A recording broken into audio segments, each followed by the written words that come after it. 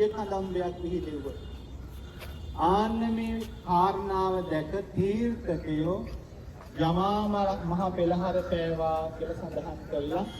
උන්වහන්සේගේ බසට යටත් වෙලා උන්වහන්සේ ප්‍රාතිහාර පාන උතුමන් වහන්සේ නමක් උන්වහන්සේ ලෝකා බුදුරජාණන් වහන්සේ බව දැනගෙන තීර්ථකයෝ පලා ගියාලු බැහැරට ගියා.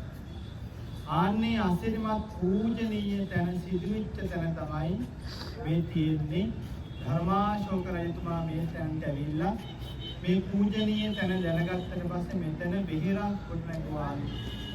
හැබැයි අද වෙනකොට ඒ තැන විහෙරක් දකින්න හම්බෙන්නේ නැහැ.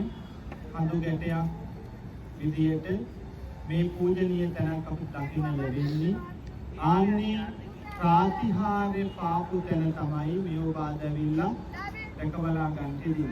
පින්දල ද්වාරජ්‍යවාද බමුණ නැත්නම් රහතන් වහන්සේ ලාභ සත්කාරයක් බලාපොරොත්තු වෙන්නේ පෙළහර පාප කතාව නතර කිරීමට තමයි භාගතුන් වහන්සේ මාස 4ක් ලැබෙමින් බිම්බිසාර මහරජතුමාගේ මූලිකත්වයෙන් ආරාධනාවෙන් පසුව මේ තැන උන්වහන්සේ ප්‍රාතිහාර්ය පෑවා කියලා සඳහන්.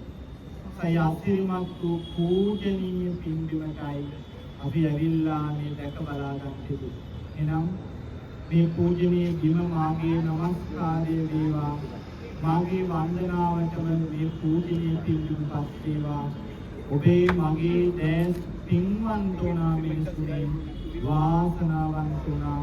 අප සරණ ගිය සම්මා සම්බුදුරජාණන් වහන්සේ මේ පූජනීය පින්බිමේ යමා මහ පෙළහර පාපු ඒ පූජනීය පින්බිම වන්දනා කරගන්න වාසනාව.